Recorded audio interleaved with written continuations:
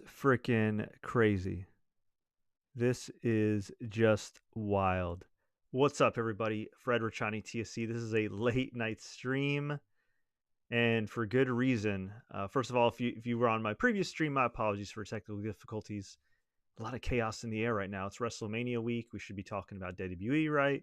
AEW is getting prepared eventually to do the Forbidden Door. But we've got some major news regarding New Japan Pro Wrestling. New Japan Pro Wrestling just casually dropped a bomb. Just casually dropped I don't know, a gigantic scoop. They scooped the dirt sheet, so to speak. Although, pretty sure most of the media outlets reported that Naito might be on his way out. But the fact that it's in writing is crazy. So here is an article from New Japan Pro Wrestling's website.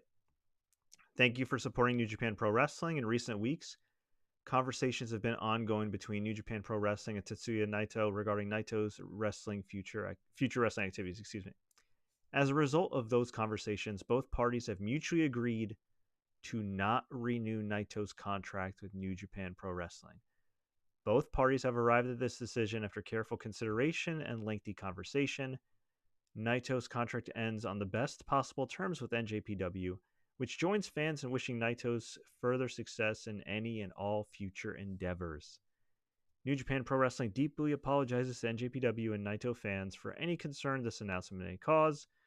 Naito will make all of his scheduled appearances through the Dontaku series, concluding in Fukuoka, and looks forward to your ongoing support. Holy crap. Holy crap. That is huge. Why is that huge? Because, listen, we'll keep it real here. Tetsuya Naito is not a young guy. I'm checking his age right now, actually, as we speak. I believe he is like 42. Yeah, he's 42 years old. Okay? His knees are beat up. He's been wrestling since 2006. But this guy has been a pillar of New Japan Pro Wrestling for like 15 plus years. This is a guy who was an awesome baby face, but getting rejected, turned his whole career around when he aligned himself with Los Ingobernables in Mexico and became Los Ingobernables de Japón in Japan. This guy sold a ton of merchandise. I'd venture to guess that the Los Ingobernables probably sold just as much or around the same amount of merch as Bullet Club, at least in Japan. I'm not sure about overseas. I know Bullet Club was very big with Hot Topic and everything here in the States. But, I mean, this is a guy that over and over again had obstacles put in his way, continued to get over. Sometimes the booking wouldn't do him any favors. I remember when he won the IC title and the world title in the same match in the main event. It was incredible. And they had Kenta, of all people, attack him afterwards, ruining the moment. He did eventually get the moment back, but he's had some weird feuds. Of course, that feud with Evil wasn't great during lockdowns and all that jazz. But this is a guy that has given his body, his heart, his soul, everything to New Japan Pro Wrestling, to the fans. And for him to leave, this is like, I don't know. It's tough to equate with the American wrestling. Probably like a guy like Seth Rollins leaving, honestly, or a guy like John Moxley leaving when he was Dean Ambrose. It's crazy, and it's crazy to think that New Japan in the last couple of years has lost Will Ospreay, Kazuchika Okada, who's like their Ric Flair, their Roman Reigns, their Johnson, whatever you want to call him. He's that guy. Maybe not now. He doesn't seem to be putting in the effort when the crowd's not full, but hey, whatever, he got paid, I guess. And he had a legendary career before that. But you lose Okada, you lose Ospreay. Zack Sabre has a nice title run, but I'm sorry, I don't see him as like that Bryan Danielson guy who can really kind of captivate like a stadium or like a big show kind of feel. He's a great wrestler, but I'm really happy that Goto got the title, and he's great, and that's a great story. But in recent years, New Japan's taken some hits, man, and not only are they seemingly mutually parting ways with Naito, and I have no idea what Naito's options are, but they're also letting go of Bushi, who's also part of Los Ingobernables, and no, that guy's not a top guy, but he's part of a top act, or what was the top act, and he's a damn good wrestler. And then it also comes off the heels of them losing Jeff Cobb, who they just gave the tag team titles to, and Jeff Cobb is going to, reportedly, according to Wrestling Observer and other news outlets, going to WWE, which I don't blame him. That guy's also in his 40s. If he wants to finally get paid, that's great. Now, that being said, there's a very big difference between Jeff Cobb's 40-something. If you've never seen this guy wrestle, he wrestles super athletically. Great wrestler, been a great wrestler for a long time. You can make the argument this guy should have been in WWE or had a permanent spot in AW years and years ago. Although he's done well in New Japan in recent years, so he did find some stability in his career. But that's a guy who cut his teeth, busted his ass, and for him to reportedly finally get to WWE and perhaps be jump started up to the main roster, maybe even appear as soon as Sunday, that's fantastic for him. But his 40 something is very different from Tetsuya Naito's 40 something, and Naito is one of my all time favorite wrestlers. He's got great charisma. He just, it's a roller coaster being his fan, man. He's had so many storyline ups and downs, ups and downs, ups and downs. Finally gets that definitive title reign, then drops the belt, gets that title reign, drops the belt, gets injured, loses to Jon Moxley. It looks like he's going to regain the title from Jon Moxley, loses to Jon Moxley. Like, and I think the last time most American fans would have seen him wrestle would have been in that match with Jon Moxley. And look, I mean, Jon Moxley hasn't been great the last year, but I also put some blame on Naito for that match. That was not a good match at all. But it's still just spiritually, the ethos, the vibes, whatever you kids want to call it these days. It's just, it's an end of an era. No Okada, no Naito, and Tanahashi retiring all in the last couple of years. What the hell is this? What the hell is this? And somebody in the live chat here, Satoon says, "Why Naito? Why?" I don't listen, man. I don't blame him. I don't blame him for wanting to explore other options and everything. I blame New Japan for not keeping him as, their guy for life. I really don't know what the prospects are for Naito. Maybe he just wants to take it easy.